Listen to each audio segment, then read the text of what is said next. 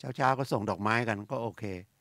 นะแต่บางทีมันมีวิพากษ์วิจารณ์มีคลิปวิดีโอเราก็เห็นดีเราก็ส่งให้เพื่อนแต่ไม่รู้ไอ้ที่มาให้เราเนี่ยมันใช่ไม่ใช่เราก็ช่วยสนับสนุนไปหรือเงินบริจาคนะครับทำเป็นเดือดร้อนจริงๆก็เลยก็คนไทยสงสารนะเนาะคนมีเมตตาสงสารเอาบ้านนี้ลำบากก็ลงข่าวมาลงไปแพร่แค่10,000 คนนะสมมตินะแล้วคนเราก็ใจดีบริจาคไปคนละ10,000 คนได้เท่าไหร่ล้านนะครับได้1 ล้านแล้วนะครับแป๊บเดียวแล้วก็ปิดหนีไปเลยหรือบางทีก็ทุจริตขนาดว่ามันมีบริษัทมาทำพวกนักวิ่งเพื่อจะหาเงินให้โรงพยาบาลอย่างเงี้ยเพราะโรงพยาบาลทุกแห่งเลยนะครับจะเป็นโรงพยาบาลเล็กโรงพยาบาลใหญ่เนี่ยติดหนี้ค่าเวชภัณฑ์ค่ายารักษาโรคค่าอุปกรณ์ในการแพทย์เพราะว่าเราไม่ได้เก็บเงินค่ารักษาพยาบาลแล้วนะครับแล้วไม่ใช่เฉพาะคนไทยที่เข้าไปรักษาพยาบาลคนต่างด้าวก็เข้าไปได้รักษาพยาบาลนะครับเหมือนกับ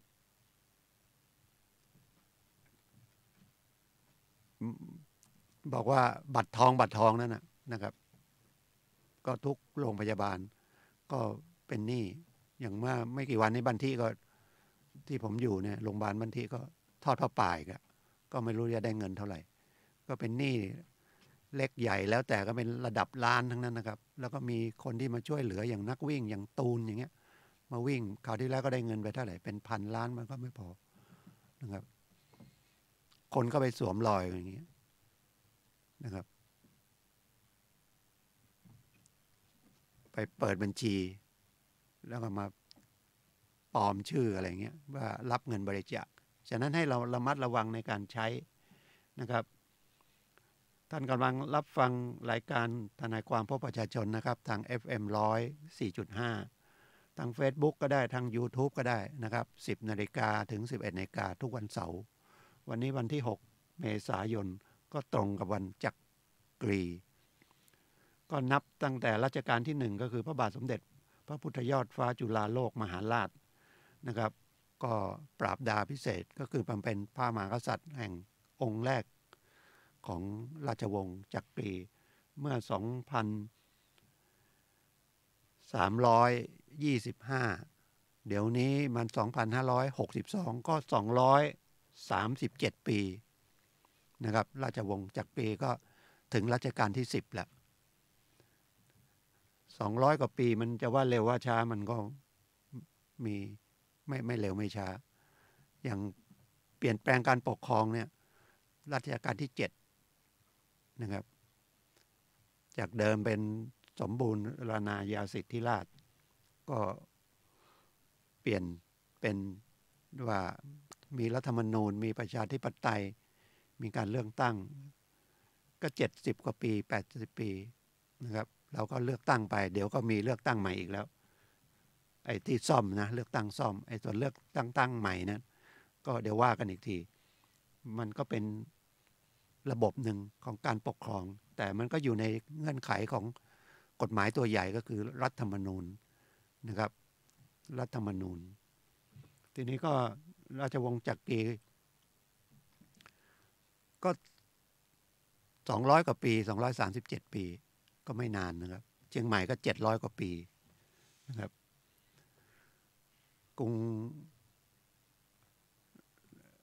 ยุคสุโขทัยก็ประมาณ400 ปี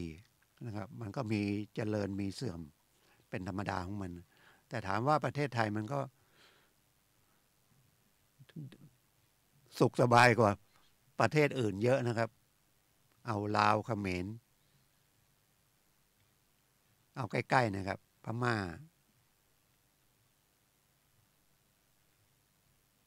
แต่มันสบายเกินหรือเปล่าไม่รู้กันเลยมีแรงมาทะเลาะกันนะครับแล้วก็พอเดือนหน้าเนี่ยเดือนหน้าก็มีพิธีบรมราชาภิเษกรัชกาลที่10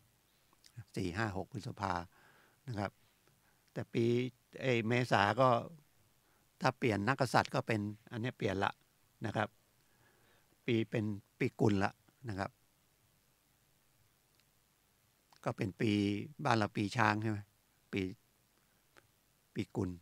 นะครับ แต่นั่นก็เป็นปีหมูนะครับ ผมก็เกิดเนี่ยปีกุลเนี่ยผมก็หกรอบนะแล้วก็นึกไป เราจะอยู่ได้อีกกี่วัน นับวันเลยนะ1,000 วัน2,000 วัน แล้วที่เราผ่านมาประมาณ20,000 วันเนี่ย มันก็ไม่ได้นานเนาะเราต่อไปข้างหน้าเนี่ย เรานะคือคิดอย่างนี้มันจะเราจะโลภมันก็จะตัดความโลภไปได้เยอะ จะโกรธก็ตัดได้ เพราะชีวิตมันไม่แน่นะครับ อย่างข่าวเมื่อกี้ก่อนเข้ามาเช็คเจ้าหน้าที่ราชทัณฑ์ที่ลพบุรี แต่บ้านเกิดอยู่สระแก้ว ก็ขอย้ายกับภูมิเนา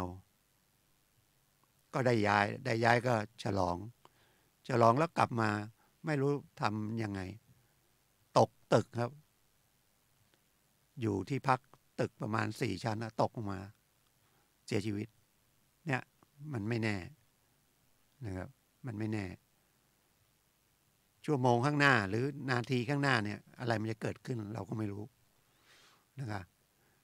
แต่ตายแน่นอนคน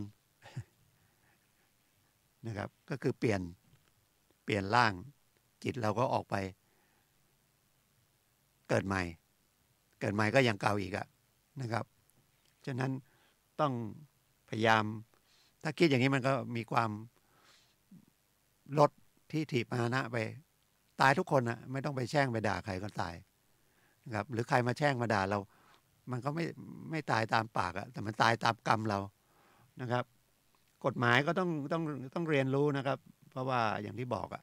เราปฏิเสธไม่ได้นะครับก็ค้ำประกันเนี่ยมา2 วันนี้ก็ค้ำประกันแล้วค้ำประกันกันเป็นพวนเลยนะครับแล้วก็เป็นหนี้กลุ่มคนหนึ่งกู้คนหนึ่งก็ค้ำคนหนึ่งกู้คนนึงค้ำคนหนึ่งถ้าเอา3 คนเอาง่ายๆคนหนึ่งกู้อีก2 คนค้ำกอกู้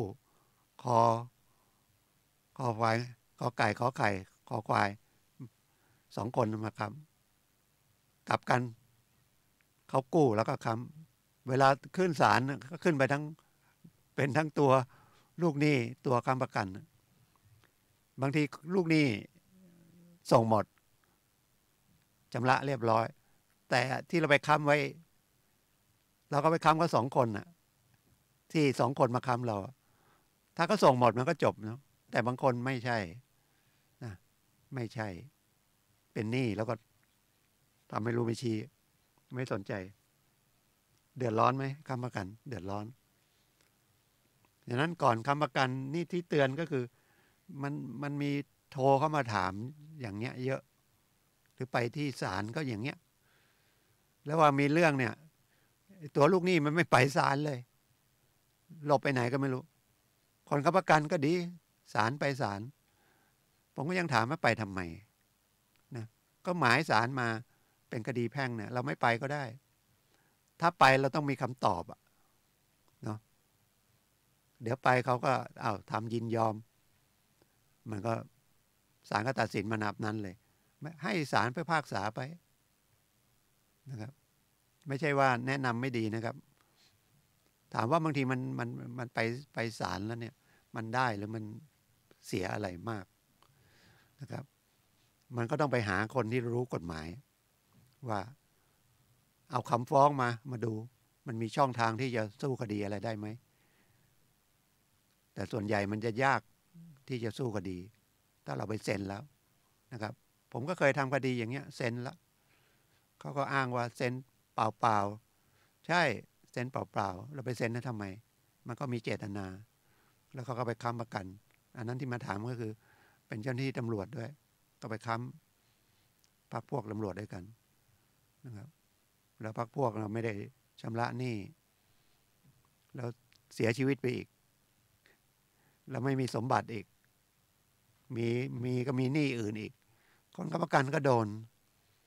แล้วก็ไปสู้ยังไงก็ไม่ได้นะศาลก็สั่งให้ใช้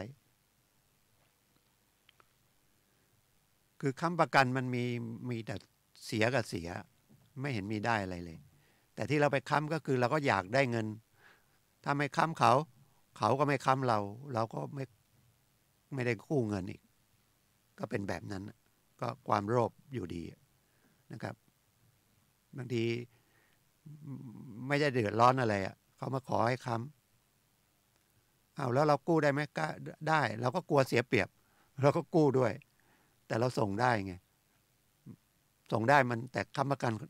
ไอ้คนที่เราไปค้ำมันส่งไม่ได้มันก็ต้องชำระหนี้แล้วพอบอกถ้าเราชำระหนี้กฎหมายเขียนว่าถ้าเราชำระหนี้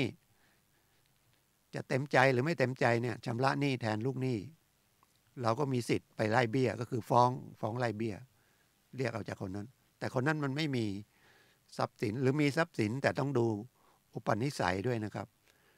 เครดิตความเชื่อถือเนี่ยสำคัญหนึ่งความรับผิดชอบเขาสูงไหมแล้วเงินกู้ที่เขากู้ไปมันเกินกำลังเขาไหมเขามีหนี้กี่รายเราอย่าไปเกรงใจกันแต่โดยเฉพาะคนไทยเนี่ยเกรงใจกันไปช่วยค้ำประกันให้หน่อยเอามือถือมาแล้วก็โทรมาเนี่ยมือถือเครื่องนึงตั้ง40,000 กว่านะครับแล้วก็กลายเป็นกู้ร่วมนะครับคือเป็นผู้ซื้อทั้งสองคนโอ้ซื้อเครื่องทั้ง40,000ของผมเครื่องหนึ่ง5-6 พันผมก็ยังเสียดายตังค์เลยนะแล้วมันไปทำอะไรไอ้เครื่อง4-5 หมื่นเนี่ยโทรศัพท์เนี่ยมันดีเด่นยังไงถ้ามันแพงล้ำแพงเหลือถ้ามันหายก็เสียดายเนาะแล้วซื้อมา50,000เนี่ยเลิกใช้สักเดือน2 เดือนไปขาย20,000จะได้ไหมคิดละเอียดหน่อยเนาะผมก็บางท่านอาจจะไม่ซื้อไม่หาอะไรเลยก็ต้องดูตามความจำเป็นจริงๆนะครับให้มันสมค่าเงินนะครับยิ่งเศรษฐกิจช่วงนี้มันลำบากนะหาเงินยากเขาก็ไปค้ำหน่อยเอาโทรศัพท์มา50,000สมมุตินะเขาเอามาเขาอาจจะไปขาย30,000ก็ได้นะครับแล้วเอาเงินไว้ใช้30,000แล้วที่เหลือก็เบี้ยวแล้วใครเดือดร้อนคนค้ำประกันผมยังไม่เห็นความดีของคนค้ำประกันเลยมีแต่ความเสี่ยงนะครับแล้วพอบอกให้ไปฟ้องไล่เบี้ยก็ไม่เอายอมคนที่ใจดีเนี่ยจะโดนหนักนะครับอันนี้ก็ไม่ใช่บอกว่ามาสอนว่าไม่ให้เป็นคนใจดีนะครับให้ระมัดระวังความใจดีของเราอย่างเมตตากรุณามุทิตาอุเบกขานะครับเมตตาได้นะช่วยเหลือได้ต้องตามกำลังเราถ้าไม่นั้นเราก็จะเดือดร้อนนะครับแล้วก็ไปบอกว่ากฎหมายรังแกกฎหมายไม่ยุติธรรมอันนี้เรื่องค้ำประกันนะแล้วมีอีกอันนึงอยากจะพูดเป็นเรื่องกฎหมายอันนึงก็คือโจทย์ร่วมเวลาเกิดอุบัติเหตุส่วนใหญ่หรือทุกคดีถ้ามีการเสียหายนะครับเป็นคดีอาญาทางเสียหายฆ่ากันนะครับอุบัติเหตุทำให้เขาเจ็บสาหัสอุบัติเหตุทำให้เขาตายนะครับอย่างเงี้ยเขาจะขอเข้ามาเป็นโจทย์ร่วมคำว่าโจทย์ร่วมก็คือคดีอาญาเนี่ยผู้ที่จะฟ้องคดีเนี่ยส่วนใหญ่อย่างคดีฆ่าคนตายก็ไปแจ้งความตำรวจก็ไปสอบสวนใครทำให้ตายจับมานะครับออกหมายเรียกมาเนี่ยถ้าไม่มีก็ไปจับออกหมายจับสอบเสร็จรับสารภาพหรือไม่รับสารภาพเอาคุณฆ่าเขาหลักฐาน พอเห็นว่าคุณถูกแจ้งข้อหาแล้วพนักงานสอบสวนคือตำรวจก็ควบคุมทำสำนวนทำรายงานทำการสอบสวนเสร็จส่งอัยการดูฟ้องพอฟ้องเข้าไปปุ๊บไอ้ตัวโจทย์คนแรกก็คืออัยการทีนี้ผู้เสียหายเช่นคนที่ถูกฆ่ามีภรรยาไหมมีพ่อมีแม่ไหมนะครับมีลูกไหมคนหนึ่งคนใดในเนี้ยถ้าเป็นลูกเราถูกฆ่าพ่อหรือแม่ก็ขอเข้าเป็นโจทย์ร่วมเข้าไปทำไมเข้าไปเพื่อจะเรียกค่าเสียหายทางแพ่งก็คือเอาคนตายทางอัยการนี่เขาฟ้องไม่เป็นคดีเอาไปติดคุกแต่เราเข้าไปเพื่อขอฆ่าคนตายตอนนี้ฆ่าไม่ใช่คอระฆังสระอานั่นฆ่าคนตายแต่นี่ค่ามูลค่าของคนตายนะครับถ้าอายุยังน้อยแล้วโดนฆ่าแล้วคนนั้นทำงานหรือว่าทำงานเดือน20,000อย่างเงี้ยอายุ30สมมติอายุ30เหลืออีก30 ปีอย่างน้อยเฉลี่ยเขาต้องก้าวหน้าเจริญเติบโตไปแล้วก็เป็นกำลังของครอบครัวเราของพ่อแม่ของแม่เอาแม่ถ้าลูกอยู่เนี่ยเขาต้องเลี้ยงดูเราเงินเป็นล้านเขาก็เรียกร้องเข้าไปนะครับคล้ายๆเป็นคดีแพ่งซ้อนเข้าไปเลยโดยไม่ต้องเสียค่าใช้จ่ายเลยให้ศาลมีคำพิพากษานะครับจดใช้เรียกกันเป็นล้านหรือคดีขับรถชนคนตายอย่างเงี้ยนะครับอัยการก็ฟ้องเข้าไปประมาททำให้คนตายเราเป็นแม่ของคนตายก็ขอเข้าเป็นโจทย์ร่วมศาลก็ดูว่าเป็นผู้เสียหายเพราะลูกเราตายจากใครตายจากคนที่เอารถมาชนลูกเราก็เรียกค่าเสียหาย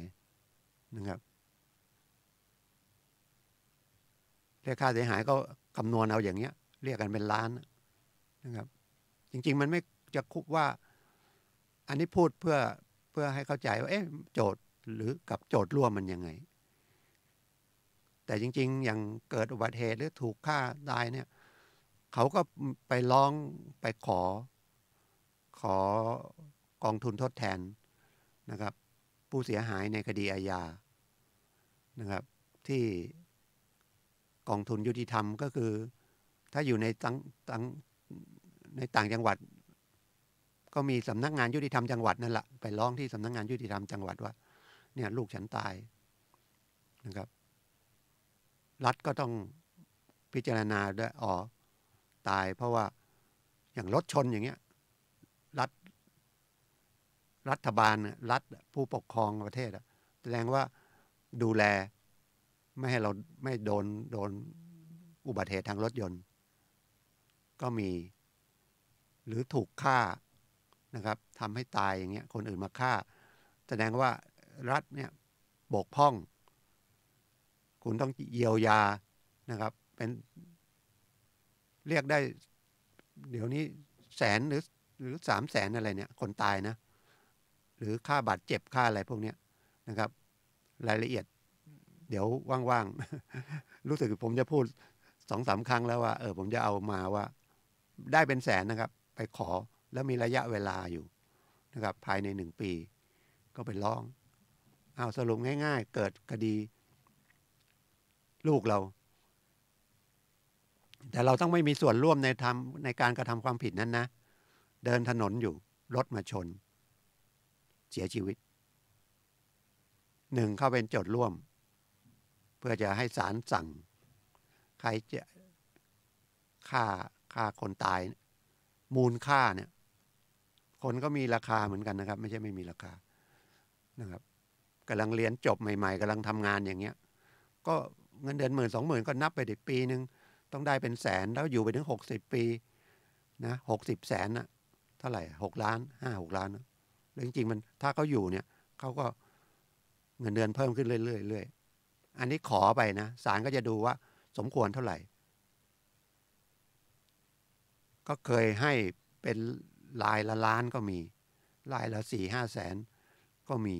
นะครับ อันนี้ในส่วนของโจทย์ร่วมนะครับอีกอันนึงแม่ก็ต้องไปติดต่อที่ยุติธรรมจังหวัดหรือนะครับว่าเนี่ยลูกเดินอยู่โดนรถชนตายก็จะพิจารณาว่าจะได้เท่าไหร่นะเป็นแสนนะครับอันนี้เรียนเพื่อให้ทราบไว้นะครับแต่ไม่อยากให้เกิดนะครับมันไม่คุ้มละลูกเราตายไปคนแต่ก็ยังมีการเยียวยาอย่างนี้ก็ยังดีนะครับสมัยก่อนมันก็ต้องไปฟ้องแพ่งก็เสียเงินเสียทองอันนี้ก็คือโจทย์ร่วมนะครับแต่บางคดีถ้าเกี่ยวกับทรัพย์เนี่ยศาลก็สั่งในคำพิพากษาเลยนะครับว่าให้ชดใช้ให้คืนทรัพย์และชดใช้ราคาแต่ก็ต้องดูว่าคนนั้นก็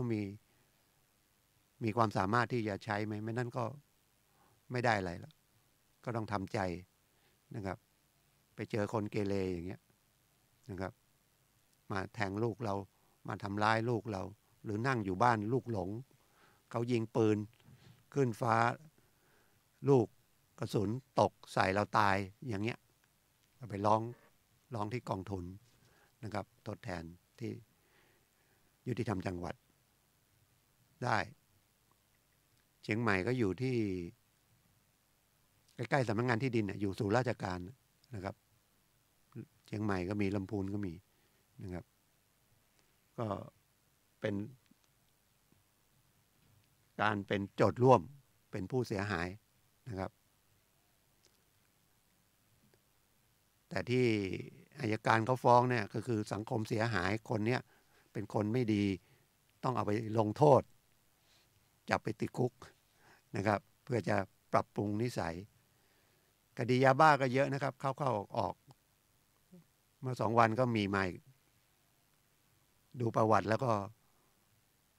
สารพัดเรื่องเลยพอออกจากเรือนจำมายังไม่พ้น5 ปีกฎหมายเขียนนะครับเคยต้องโทษไว้แล้วยังไม่พ้น5 ปีเนี่ยแล้วมาทำผิดอีกถือว่าไม่หลาบจำก็เพิ่มโทษนะครับเพิ่มโทษ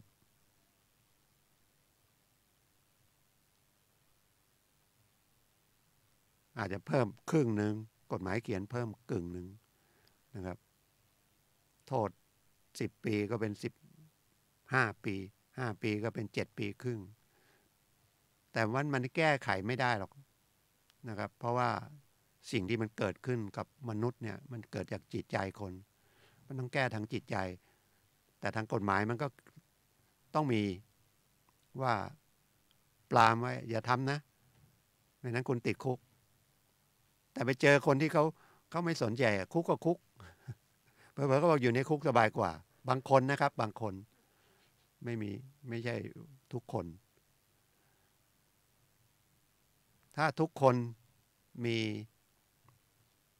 จิตใจที่มันเอาศีล 5นะศีล 5ก็สบายละทุกคนนะมีศีล 5ไม่ใช่เอาขนาดไม่ตบยุงอะไรอย่างนี้ไม่ใช่ไม่ฆ่ามดฆ่าปลวกฆ่าไก่อย่างนี้ก็ไม่ใช่นะจริงๆมันต้องเทียบว่าฆ่าสัตว์ใหญ่หรือฆ่ามนุษย์นะครับแต่ถ้ามันจิตมันละเอียดขึ้นเรื่อยๆมันก็ไม่อยากไปฆ่าและมดแมงอะไรพวกนี้ก็1 ชีวิตเหมือนกันนะครับแต่บางคนเดี๋ยวฟังรายการฉันก็ฆ่าไก่ฆ่าปลาไปซื้อปลาเนี่ยมันก็ปลาเป็นๆทั้งนั้นนะว่ายน้ำอยู่นะครับแต่ถ้าคนมันจิตใจมันอ่อนโยนขึ้นไปเรื่อยๆหมายก็มันก็มีศีลตามปกติอยู่เลยโดยอัตโนมัติ เพราะศีลเนี่ยทำให้เรียกว่าคนเนี่ยเป็นมนุษย์ผู้มีใจสูงนะครับไม่ไปลักขโมยเขาใครของเราก็ไม่อยากหายถูกไหมแต่มันก็ยังมีขโมยอยู่จอดรถไว้ก็ลักลืมโทรศัพท์มือถือไว้ก็ลักเผลอๆบ้านปิดไว้มันก็ขึ้นบ้านเลยคนในบ้านหมดแล้วก็จับตำรวจก็ตามจับมาติดคุกศาลสั่งให้คืนทรัพย์หรือใช้เงินราคามันก็ ไม่มีอะไรมันก็ติดคุก เหมือนคดียาบ้าปรับแพงนะครับ แต่มันสูงสุดยังไงมันก็ติดคุกเพิ่มอีก2 ปีมันก็เลยเฉยหมดแล้วติดคุกไป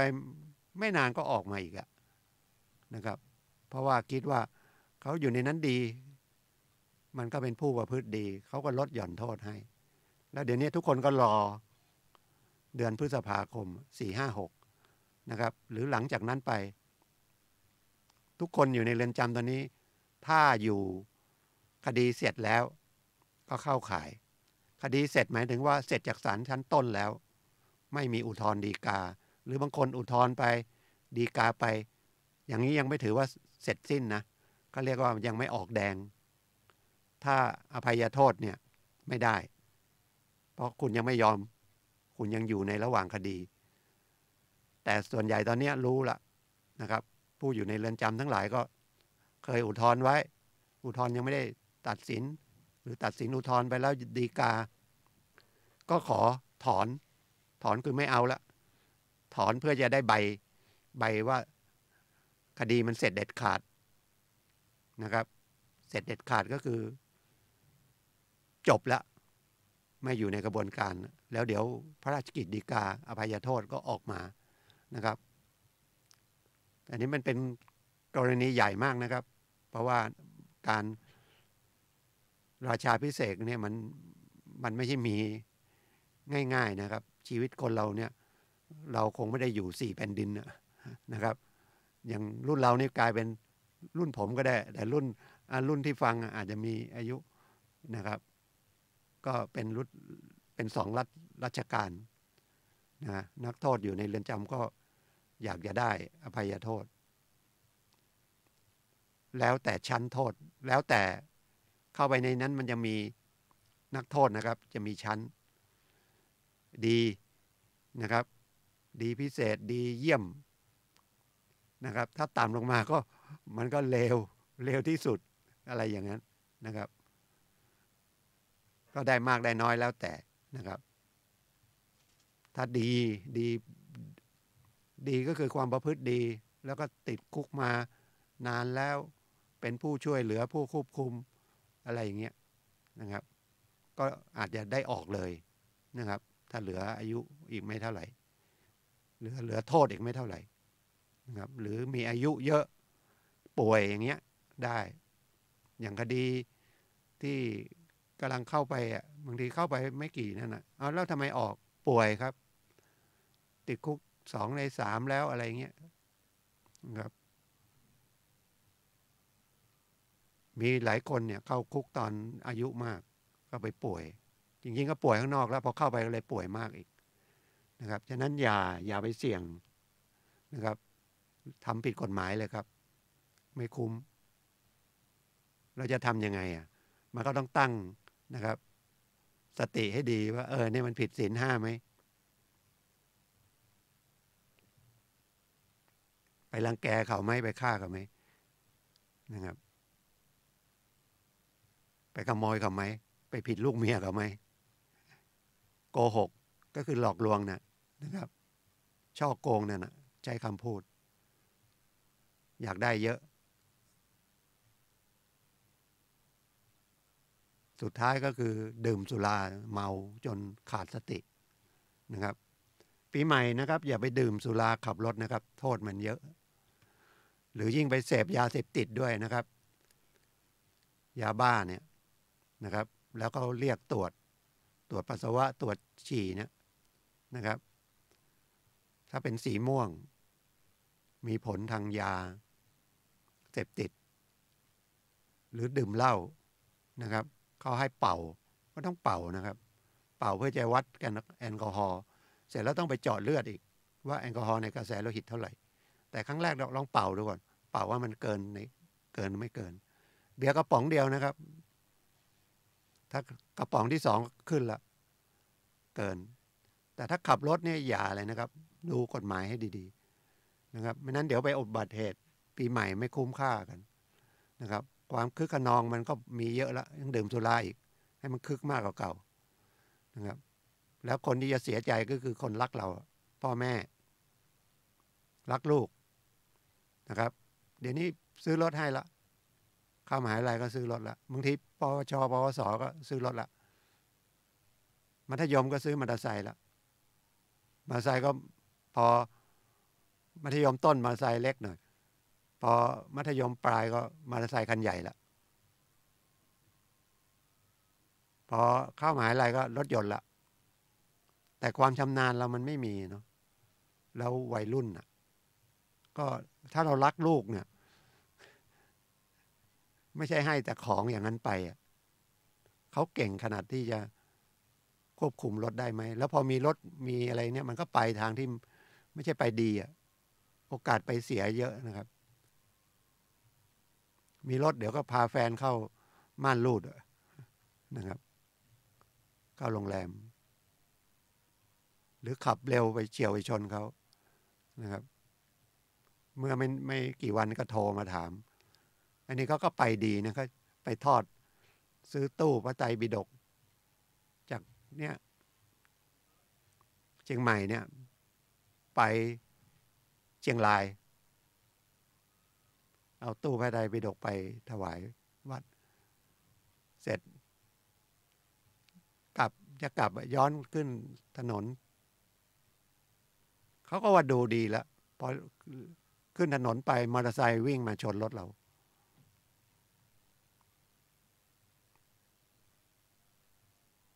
พอเกิดเรื่องเนี้ยไม่รู้เรื่องละตกใจละแล้วทำยังไงก็โทรหาตอนแรกไม่ได้โทรนะเอาโทรหาผมก็โทรย้อนไปเรื่องเป็นยังไงตำรวจว่าไงตำรวจว่าประมาทด้วยกันประมาทด้วยกันก็ไม่เป็นไรต่างคนต่างรับผิดชอบกันเองซ่อมกันไปนะครับคำว่าประมาทร่วมก็คือตำรวจเนี่ยไม่รู้จะตัดสินยังไงละมันไม่ชัดเจนเพราะเราขึ้นไปจากถนนเนี่ยมันมีว่า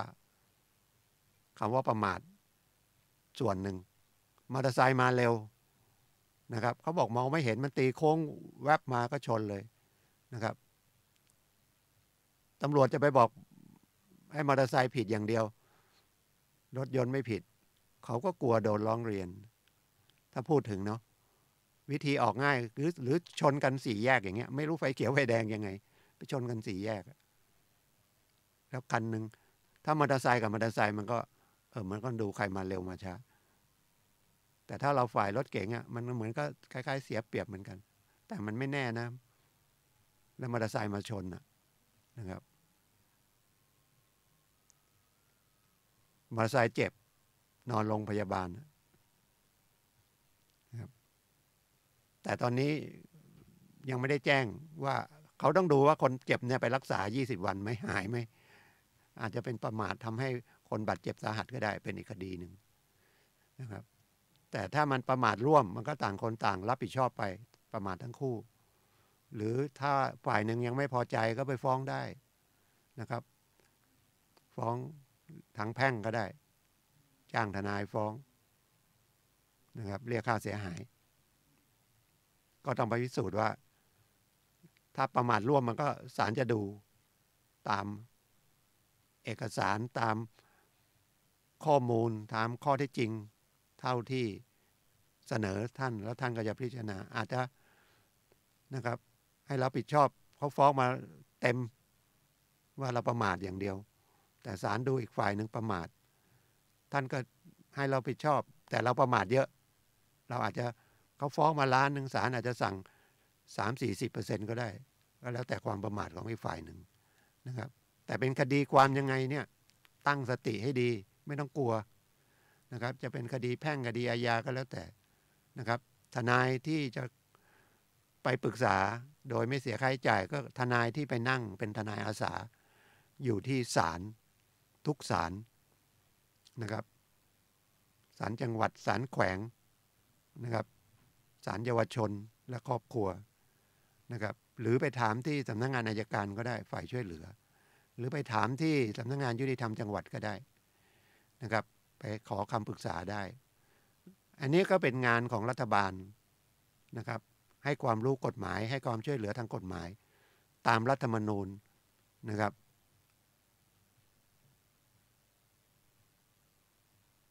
อันเนี้ยมันถึงต้องมาพูดมาคุยในเรื่องของ กฎหมายว่าอ๋อ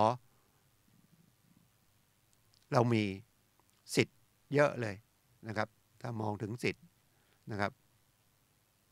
แต่ถ้าคนไม่เข้าใจก็พอมีคดีปุ๊บจะไปหาทนายก็ไม่กล้าไปจะไปปรึกษาก็ไม่กล้าไปปรึกษากลัวไม่มีเงินนะครับเข้าไปฮะถ้าจะไปสำนักงานก็เข้าไปถามเลยนะครับว่าคดีอย่างเงี้ยปรึกษาครั้งแรกเนี่ยต้องเสียตังค์อะไรไหมโดยมากไม่รู้นะประเทศไทยก็เอาคุยก่อนพอจะมอบคดีก็ให้เขาทำเขาก็ต้องมีค่าใช้จ่ายก็มีต้นทุนเป็นสำนักงานเรียนมานะครับแล้วก็จะทำให้เราแก้ไขปัญหาเราได้นะครับเราจะเป็นโจทย์หรือเราจะเป็นจำเลยก็ทนายก็ต้องหาช่องที่ให้โจทย์นะหรือจำเลยเนี่ยได้สิ่งที่ตนเองโจทย์ก็ต้องอยากได้เยอะนะเป็นหนี้1,000,000ฟ้อง1,000,000ก็อยากได้เต็มล้านนะแต่จำเลยก็ต้องดูว่าที่ฟ้อง1,000,000นี่มันตัวเลขมันถูกต้องไหมก็ต้องไปแก้กันก็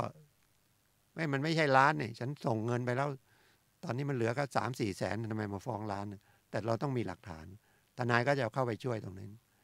นะครับหรือดอกเบี้ยที่เรียกไปมันผิดกฎหมายไหมดอกเบี้ย5%ต่อเดือนอย่างเงี้ยไม่ใช่นะแล้วเราก็ส่งดอกไปตั้งเยอะ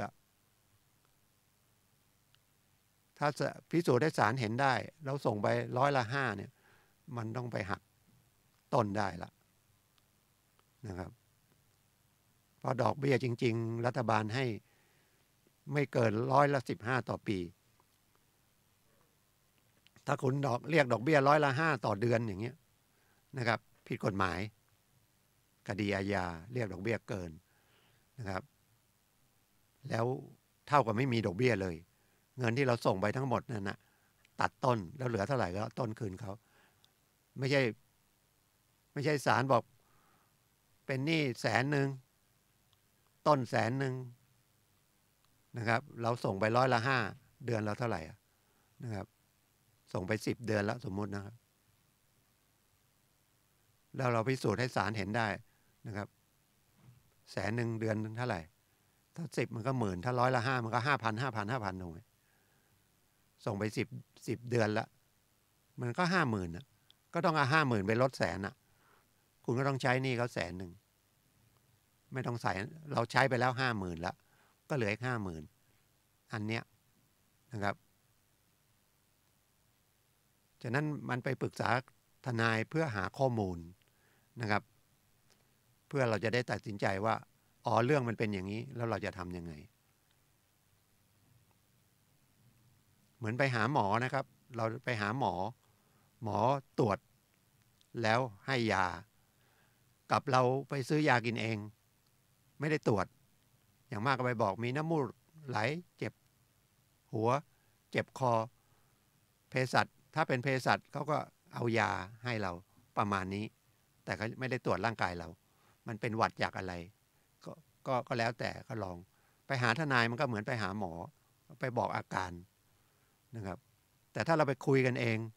รู้มั่งไม่รู้มั่งมันก็ยิ่งเครียดหนักนะครับหรือเราไปเจอทนายแล้วยังไม่เข้าใจไปหาทนายอื่นก็ได้ไปฟัง2-3ทนายแล้วเอาเหตุเอาผลว่านะหรือไปสำนักงานอัยการแล้วก็มีเจ้าหน้าที่บอกอย่างเงี้ยไปสำนักงานยุติธรรมจังหวัดก็มีทนายให้คำปรึกษาอยู่นะครับไอ้ที่พูดทั้งหมดเนี่ยนะที่ไปศาลทนายอาสาไปที่สำนักงานยุติธรรมจังหวัดหรือไปที่สำนักงานอัยการเนี่ยเราก็ไม่ต้องเสียค่าใช้จ่ายในการปรึกษานะแล้วถ้าจำเป็นจะต้องดำเนินคดีนะครับเราอยู่ในเงื่อนไขก็คือนะครับอย่างสภาทนายความก็ให้คำปรึกษานะครับแล้วก็ถ้าเดือดร้อนต้องการทนายก็มีเงื่อนไข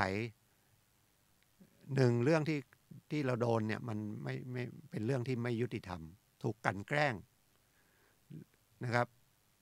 หรือเราไม่ได้ทำผิด แต่ถูกฟ้องว่ากระทำผิดสองไม่มีเงินจ้างทนายก็คืออยู่ฐานะยากจนนะครับก็ต้องพิจารณาแล้วก็ส่งไปอย่างเงี้ยเดี๋ยวหาทนายให้นะครับเราก็ไม่ต้องจ่ายค่าใช้จ่ายแต่ถ้ามีเงินก็ต้องจ้างทนายแล้วก็เราไปจ้างทนายแล้วค่าทนายเรา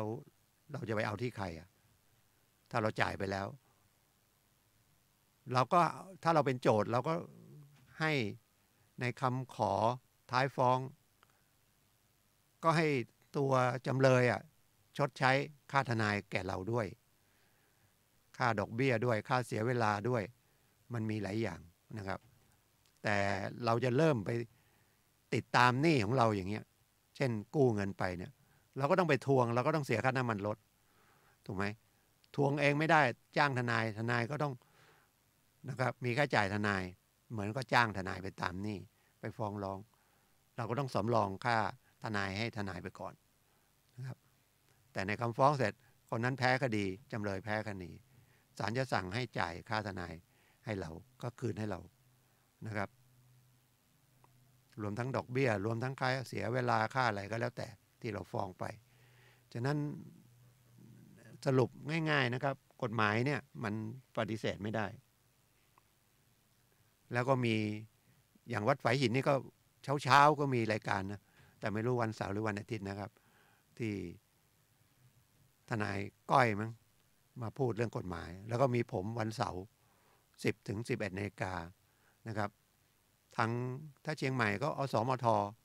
ก็มีรายการกฎหมายนะ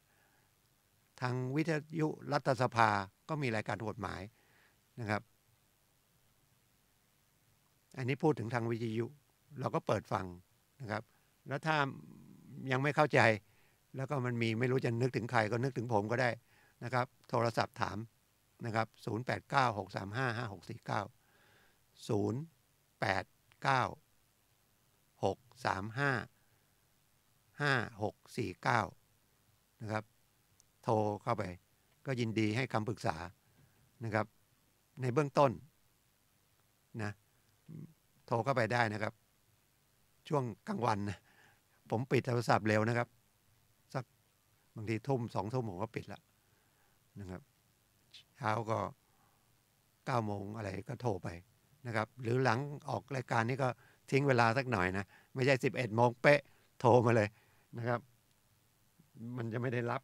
แล้วโทรศัพท์ผมเอาเข้ามาในห้องส่งผมปิดเสียงแล้วบางทีก็ลืมเปิดเสียงอีกฉะนั้นโทรไม่รับโทรอีกนะครับไม่ต้องเกรงใจเพราะว่าผมก็ถือว่าให้ความรู้เป็นทานกันแล้วกันนะครับแต่ก็ฟังไว้ว่ามันประมาณนี้นะครับแล้วก็ไปเทียบเคียงด้วยนะครับว่ามันใช่ไหมนะครับแต่ผมก็จะตอบทั้งประสบการณ์ทั้งข้อกฎหมายไม่ใช่พูดว่าเก่งนะครับมันไม่มีเก่งยังไงก็ไม่เก่งนะครับแล้วคุยกันมันก็ไม่ได้เห็นอะไรเลยนะครับเอกสารอะไรก็ไม่เห็นเลยก็เห็นเท่าที่คุณคุยกันก็แต่บรรเทาได้เรียกว่าบรรเทาได้นะครับแล้วก็ไปตามที่ผมบอกนะทนายอาสาที่นั่งอยู่ที่ศาลไปหาอัยการก็ได้นะครับที่สำนักงานอัยการฝ่ายช่วยเหลือกฎหมายไปสภาทนายความก็ได้นะครับไปที่ยุติธรรมจังหวัดก็ได้ถ้าเกี่ยวกับที่ดินก็ไปถามที่ดินเลยนะครับเมื่อ2 วันก็มีคนมานะครับมาขอบใจว่าเขาแล้วเขาโดนบุกรุกที่ผมบอกมันก็เราจะรู้ได้ไงที่เราอยู่ตรงไหนนะครับก็ขอให้ไปให้ช่างรังวัดที่ก่อนเขาก็ไปขอช่างรังวัดพอรังวัดทางนู้นบุกมาจริงนะครับเขาก็กั้นรั้วได้แล้วอะไรได้แล้วอย่าไปทะเลาะกันเองนะครับมันก็จบไปแต่เราก็ต้องเสียสตังค์นะไปช่างหลังวัดที่ดินก็เก็บค่าธรรมเนียมประมาณ3,000นะครับแต่เราสบายใจนะครับแล้วก็ได้ที่ดินถูกต้องเขามาอ้างเลยเนี่ยที่งอกที่อะไรลุกเข้ามาเฉยเลยแต่ถ้าเขามาลุกเข้ามาเรามีเขตเขตอยู่แล้วไล่ไม่ออกก็เป็นคดีอาญาบุกรุกอีกนะครับก็ มันต้องแล้วแต่ชีวิตคนน่ะจังหวะบางทีมันก็จะโดนแบบเนี้ยนะครับก็ต้องทำใจนะครับทำใจยังไงก็รู้ว่าธรรมชาติมันเป็นอย่างนี้แหละครับคนมันจิตใจไม่เท่ากันนะครับขอให้เจอคนดีๆนะครับออกจากบ้านกราบพระขอออกมาเจอคนดีๆมีศีลมีธรรมมีเหตุมีผลนะครับมันก็เป็นเรื่องสบายใจอยู่อย่างหนึ่งแม้แต่การขับรถขับอะไรนี่ต้องใจเย็นๆนะครับให้ระมัดระวังสร้างได้นะครับสิ่งที่เรียกว่าสติเนี่ยนะครับสร้างได้นะครับก็คืออันนี้ท้ายรายการผมก็จะพูดถึงสถาบันพลังจิตานุภาพนะครับหลวงพ่อวิริยังพระธรรมมงคลญาณท่านจะอายุเนี่ยวันที่7ปีหน้าเนี่ยร้อยปีละนะครับครบ100 ปีท่านยังแข็งแรงนะครับเดินเหินได้ท่านอยู่ที่วัดธรรมมงคลอยู่ที่กรุงเทพนะครับสุขุมวิท101นะครับท่านเป็นศิษย์หลวงปู่มั่นนะครับแล้วก็ก่อตั้งสถาบันพลังจิตานุภาพมาปี40ต้องการให้คนมีสตินะครับตอนนี้ก็เปิดมาประมาณ22 ปีก็มี44รุ่นละหลักสูตรใหญ่ก็คือหลักสูตรครูสมาธินะครับเรียน6เดือนแต่ตอนนี้ปัจจุบันเป็นรุ่นที่44เข้าไปเรียนไม่ได้ละเพราะว่ามันเลยมาเกือบ2เดือนละเปิดเดือนกุมภามีนา2เดือนละนะครับไปเรียนแล้วเวลาไม่พอสอบมีการสอบด้วยนะครับผมก็เรียนจบที่สาขา24บ้านศรีสุกรีนะครับครูสมาธิเป็นรุ่นที่26นะครับเรียนต้นปีเรียนเดือนกุมภานะครับแล้วก็ไปจบประมาณใกล้ๆสิงหามันก็จะเปิดรุ่น2นะครับถ้าสนใจจะเรียนก็ไปดูก่อนไปศึกษาก่อนได้แล้วก็เดี๋ยวสิงหาก็เรียนรุ่นที่45คือง่ายๆนะครับบริกรรมพุทโธคือหาอุบายหาวิธีให้จิตมันอยู่กับสิ่งหนึ่งสิ่งใดปกติสมาธิหรือสติเราสมาธิมันก็มีโดยอัตโนมัติโดยธรรมชาตินะครับทำการทำงานเราก็ได้จากสมาธินั่นนะครับเรียนหนังสือได้ขับรถได้เป็นเรื่องของสมาธิมีความตั้งอกตั้งใจทำนะครับแล้วก็แต่พระอาจารย์หลวงพ่อบอกว่าสิ่งที่มันมาเพิ่มเราเนี่ยพลังจิตนะครับพลังจิตมันจะเพิ่มยังไงนะครับท่านก็บอกว่าเมื่อทำสมาธิแล้วจิตมันอยู่กับพุทโธแล้วจิตเริ่มผิดพลังจิตคือทำร่างกายให้แข็งให้จิตใจมันเข้มแข็งให้มันแข็งแรงเหมือนเราไปออกกำลังกายไปออกกำลังกายทำยังไงก็เคลื่อนไหวร่างกายนะครับร่างกายมันก็แข็งแรงเชื้อโรคมาทำอันตรายเรายาก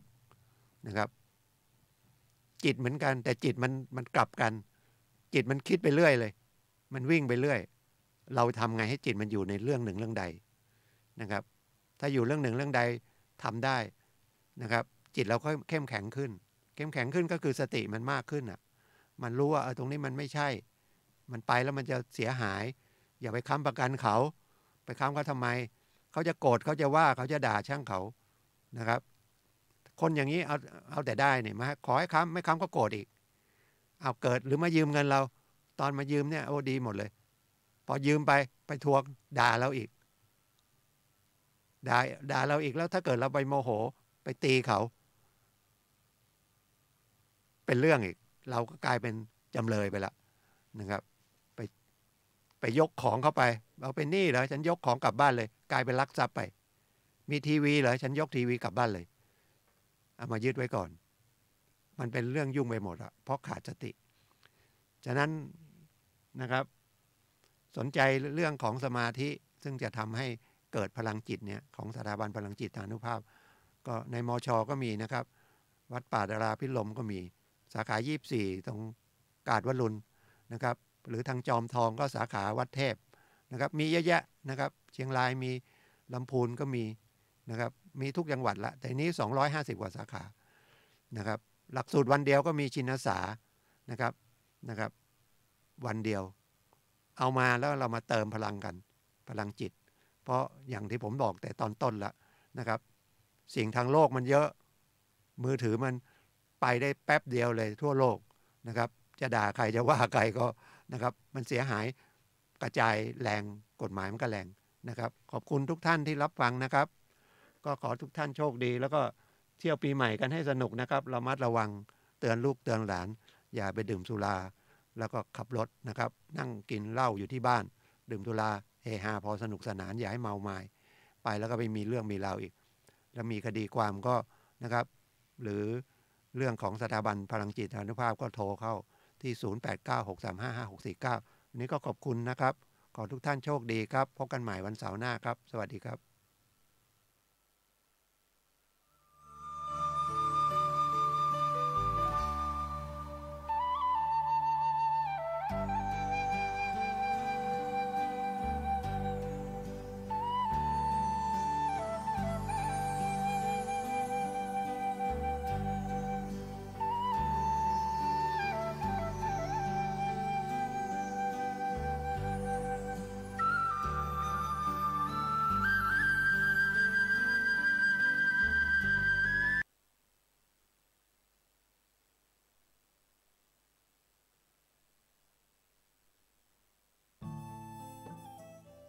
ท่านกำลังติดตามรับฟังสถานีวิทยุกระจายเสียงพระพุทธศาสนาแห่งชาติและสังคม